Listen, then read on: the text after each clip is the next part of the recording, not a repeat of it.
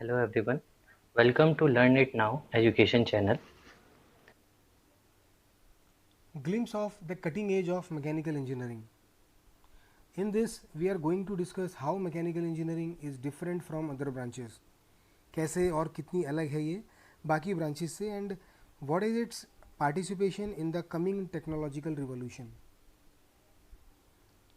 Mechanical engineering is one of the oldest diverse royal and versatile branch जिसने समय के साथ कई इनोवेशंस में योगदान दिया है. It deals with the concept of thermodynamics, fluids mechanics, structural analysis, design, manufacturing, maintenance, so on and so forth. अगर आज की बात की जाए तो मैकेनिकल इंजीनियरिंग के पूरे कार्यकाल में रिलेटेड सब्जेक्ट्स के सिलेबस के according mechanical engineering analytical thinking, logical reasoning and definitely transdisciplinary skill develop करती है.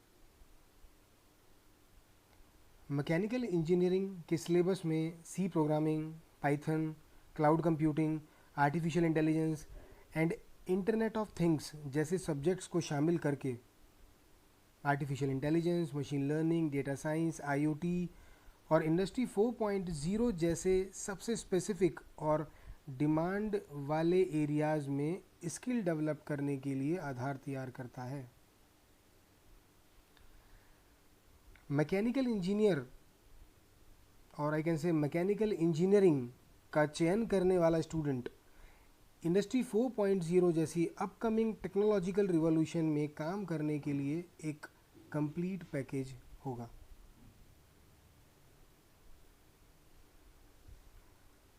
Automation, internet of things, artificial intelligence, big data, simulation, PLC programming, system approach, cloud computing, cyber physical system, AI, autonomation और industry 4.0 like fields में हाथ और पैर के साथ अपने फील्ड में स्ट्रॉन्ग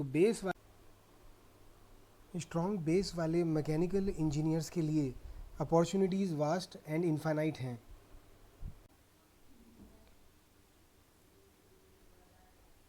इन फील्ड्स में काम करने की इच्छा रखने वाले किसी भी स्टूडेंट के लिए यही सजेशन है कि इस फील्ड में होने वाले परिवर्तनों के प्रति आंखें और दिमाग खुला रखें और टेक्नोलॉजिकल प्रोग्रेस के प्रति सतर्क रहें.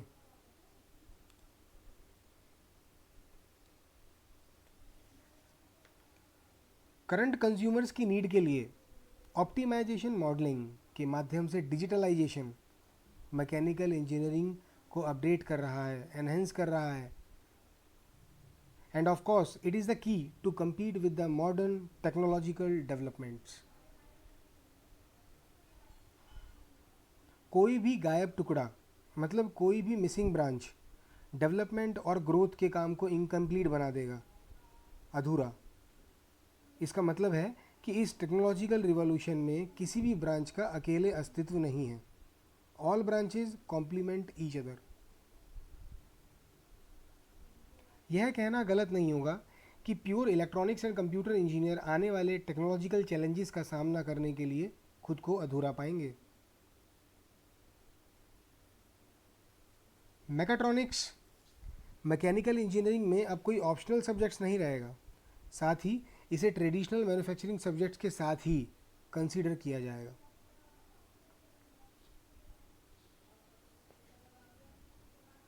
दो 2018 से 2028 तक मैकेनिकल इंजीनियर्स का रोज़गार एम्प्लॉयमेंट 4% बढ़ने का अनुमान है, जो सभी ऑक्यूपेशंस के एवरेज के इक्वल है. This is all about the statistics of US bureau of labour statistics.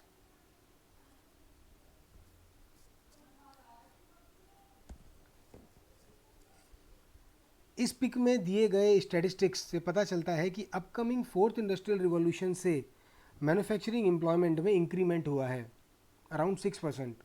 आप देख सकते हैं 2015 से लेकर 2025 तक 6% इंक्रीमेंट हुआ है एम्प्लॉयमेंट में. And this is also because of on going revolution that is industry 4.0. So before study industry 4.0 in detail, we must know about what is industrial revolution.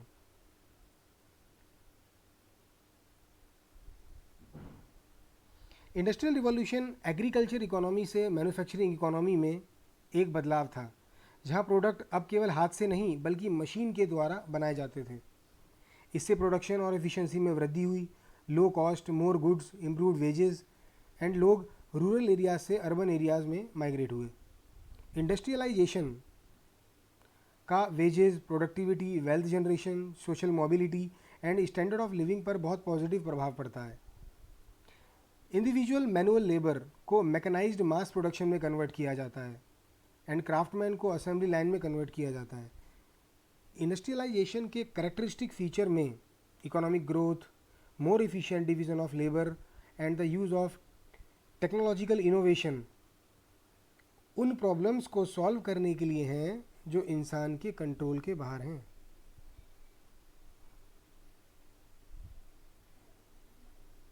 This is the source I took from lawtimesgeneral.in.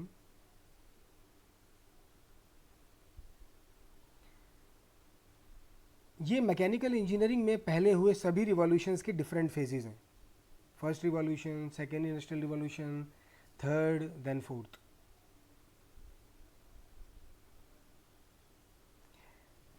In industrial first revolution production को automate करने के लिए water और steam power को use किया गया and the period of first industrial revolution has been from 1760 to 1850. In the second industrial revolution, they have used electric power to create mass production, and the period of this second industrial revolution has been around 1860 to 1914. This is third industrial revolution. इसको digital revolution के नाम से भी जाना जाता है। इसकी शुरुआत 20th सेंचुरी के मिड में हुई। वाटर और स्टीम बेस्ड मशीन की जगह इलेक्ट्रिकल बेस्ड मशीन का यूज़ बढ़ने लगा, जो लो कॉस्ट और इफ़िशिएंट थी। इस रिवॉल्यूशन के दौरान कई इन्वेंशन हुए, जिससे एक नए युग की शुरुआत हुई, जैसे computer, cellular phone, internet, integrated chip, micro processor etcetera. इस दौरान पीएलसी एक हिस्टोरिकल इवेंट था, इन्वेंशन था, जो 1960 के दशक में बनाया, जिसमें इलेक्ट्रॉनिक्स और प्रोग्राम सेट करके मशीन को ऑटोमेटिक और मैनुअल ऑपरेट किया जाता था। इसका सबसे अच्छा उदाहरण है एनसी मशीन, जिसमें मशीन टूल्स का ऑटोमेशन किया गया, जिसे हम आज सीएनसी मशीन के रूप में जानते हैं। Additionally, we can say that they have used electronics and information technology to automate production. This is Industry 4.0. It combines automation, data exchange, and manufacturing technology, and used cloud computing and Internet of Things technology for remote access and automation. This is a reference architecture of Industry 4.0. If we define this Industry 4.0 reference architecture, then it broadly classified into three systems, and they are core engineering applications, second is system of automation, and third is systems of innovation and engagement. In the core systems of operations, इसमें इन machines और उनके द्वारा provide किए जाने वाले business का domain knowledge सभी ऊपर दी गई लेयर्स के लिए ऑपरेशन को अंडरस्टैंड, इम्प्रूव और ऑप्टिमाइज करने और प्रोडक्शन बढ़ाने के लिए अनिवार्य है।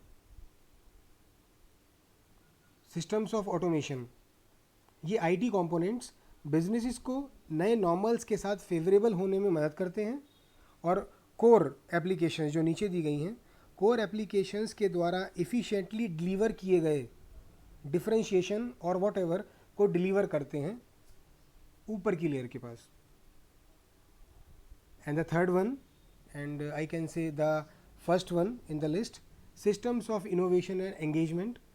इस लेयर के द्वारा प्रोवाइड की जाने वाली इंटेलिजेंस डोमेन एसएमईज को रियल इश्यूज़ को सॉल्व करने पर ध्यान देना और वैल्यू प्रोपोजिशन को ऑफर करने का अधिकार देती है। एसएमईज का मतलब है यहाँ पे स्मॉल एंड मीडियम एंटरप्राइजेज।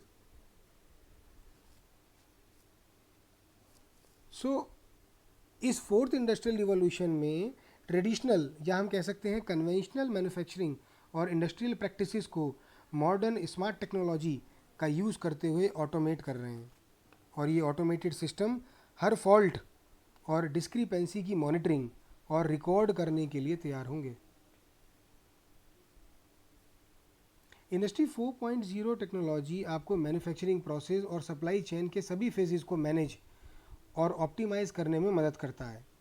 यह आपको रियल टाइम डेटा तक पहुंचाते हैं और आपको अपने बिजनेस के बारे में स्मार्टर और फास्टर डिसीजन लेने के लिए अंडरस्टैंडिंग प्रदान करता है, जो फाइनली आपके पूरे ऑपरेशन की इफ़िशेंसी एंड प्रॉफिटेबिलिटी को बढ़ावा दे सकता है। These are the 9 pillars of Industry 4.0, that is autonomous robots, simulation, system integration, Internet of Things, cyber security, cloud computing, additive manufacturing, augmented reality, big data. These are the 9 pillars of Industry 4.0.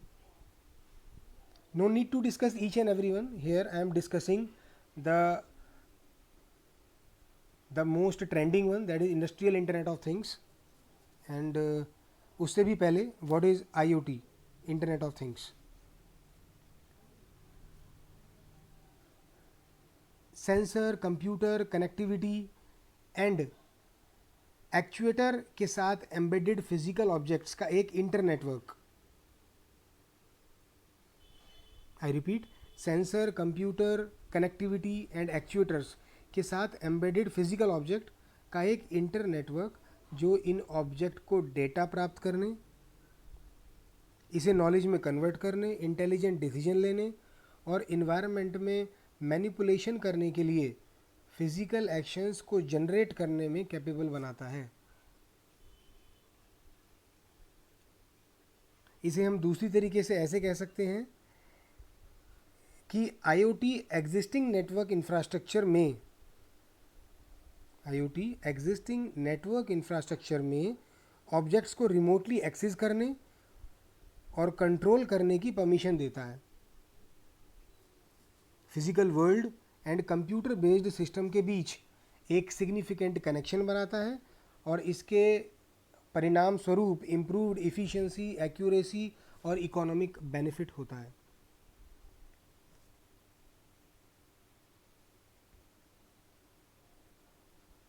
So the complete definition of IoT is an internetwork of physical objects embedded with sensors, computers, connectivity and actuators that enable these objects to acquire data, transform it to knowledge, make intelligent decision and generate physical actions to manipulate the environment. Basically you are connecting two or more things over to the net so that they can exchange data, transfer data to each other. These are the components of Internet of Things: sensors, connectivity, people and processes.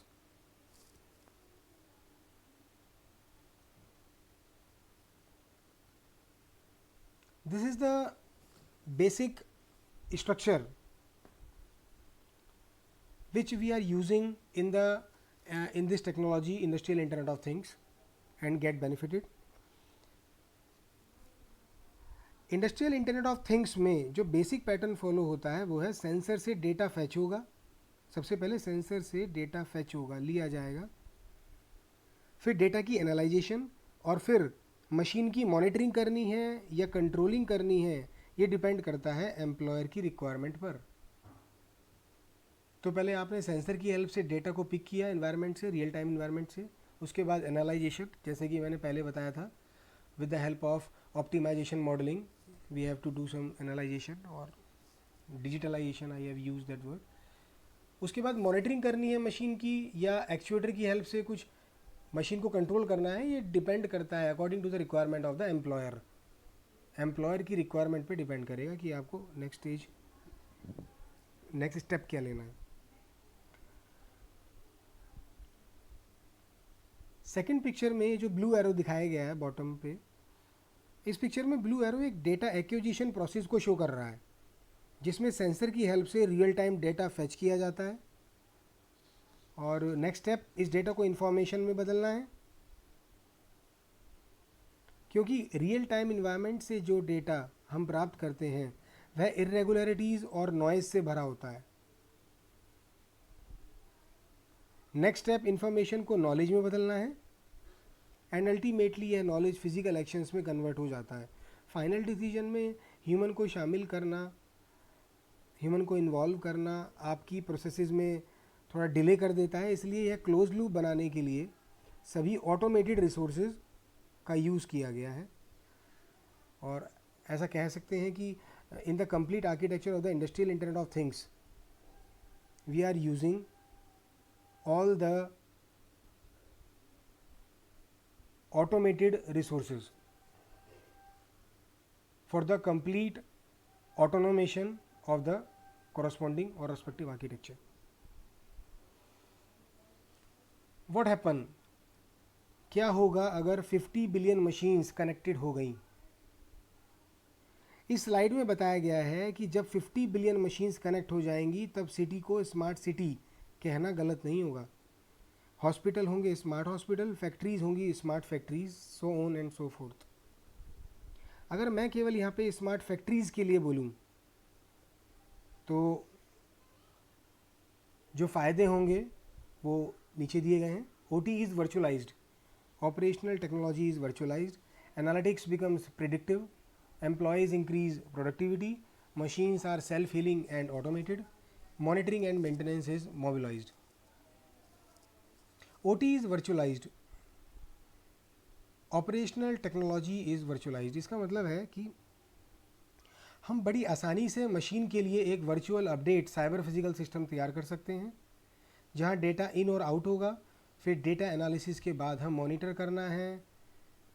करना है या control करना है, ये निर्णय ले सकते हैं। एनालिटिक्स बिकम प्रिडिक्टिव, मतलब अगर कोई गलती होने वाली होगी, कोई डिस्क्रिपेंसी आने वाली, कोई फॉल्ट आने वाला है तो आपको पहले ही पता चल जाएगा ताकि कोई बड़ा नुकसान होने से बचाया जा सके। एम्प्लॉयज़ इंक्रीज प्रोडक्टिविटी, चीज़ें ऑटोमेटेड होने की वजह से और मैनुअल इंटरवेंशन कम होने की वजह से गलतियाँ कम होंगी, इससे प्रोडक्टिविटी बढ़ेगी। Machines are self healing and automated, machine अपने प्रोसेस के दौरान अगर किसी गलत ट्रैक पर चली जाएगी तो वो अपने आप को खुद ही डिसीजन लेके ठीक कर लेगी, जैसे अनमैन्ड व्हीकल, ड्राइवरलेस कार, एक एग्जांपल के तौर पे। Monitoring and maintenance is mobilised, cloud platform से रिमोट मॉनिटरिंग और उसके अकॉर्डिंग मेंटेनेंस करना अब पॉसिबल होगा। इस पीपीटी के माध्यम से मैं केवल यह कहना चाहता हूँ कि हम टिप ऑफ आइसबर्ग की तरह मैकेनिकल इंजीनियरिंग के बारे में बहुत कम जानते हैं।